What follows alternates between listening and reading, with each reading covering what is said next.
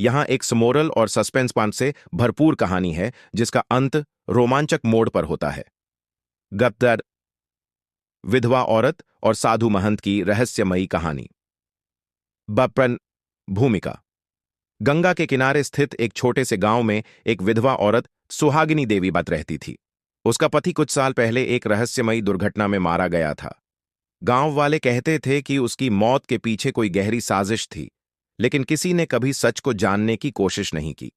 विधवा होने के बावजूद सुहागिनी देवी बेहद मजबूत थी। वह अपने इकलौते बेटे के साथ रहती थी और मेहनत कर अपना गुजारा करती थी। लेकिन हाल ही में उसके जीवन में अजीब घटनाएं होने लगीं। रात में किसी के पैरों की आहट सुनाई देती, खिड़कियां अपने आप खुल जातीं और कभी-कभी अजनबी आवाजें सुनाई देतीं। अस्तवाह साधु महंत का आगमन। इसी बीच गांव में एक प्रसिद्ध साधु महंत बरतर आए, जिनका नाम महंत गिरिधर बाबा पाप था। कहा जाता था कि वे सिद्ध पुरुष थे और लोगों की परेशानियों को दूर करने की शक्ति रखते थे।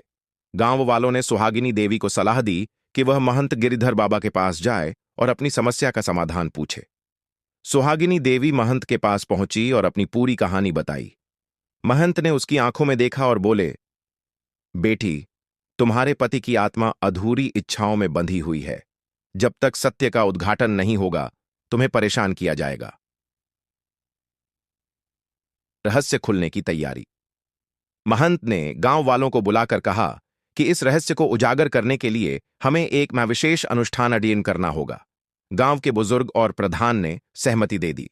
रात के समय गंगा किनारे एक यज्ञ किया गया।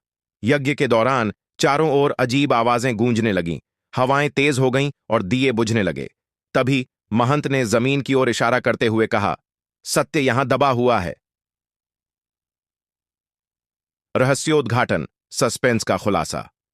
गांव वालों ने जमीन को खोदना शुरू किया और कुछ ही देर में वहां एक नर कंकाल वक्स मिला, जिसे देख सब स्तब्ध रह गए। महंत ने गहरी सांस ली और बोले, यह कोई और नहीं बल्कि सुहागिनी देवी के पति का कंकाल है। इसकी हत्या हुई थी और इसके हत्यारे आज भी इस गांव में हैं। गांव वाले एक दूसरे की ओर देखने लगे। तभी महंत ने गांव के एक प्रतिष्ठित व्यक्ति ठाकुर बलराजवन की ओर इशारा किया। ठाकुर घबराने लगे और चिल्ला उठे, नहीं, यह झूठ है। लेकिन महंत ने अपनी शक्ति से पूरी घटना का रहस्य खोल दिया। ठाकुर बलराज ने सुहागिनी देवी के पति की हत्या इसलिए की थी क्योंकि उन्होंने ठाकुर की जमीन हड़पने की कोशिशों की विरोध किया था। इसके बाद ठाकुर ने उसका शव गंगा किनारे दबा दिया था।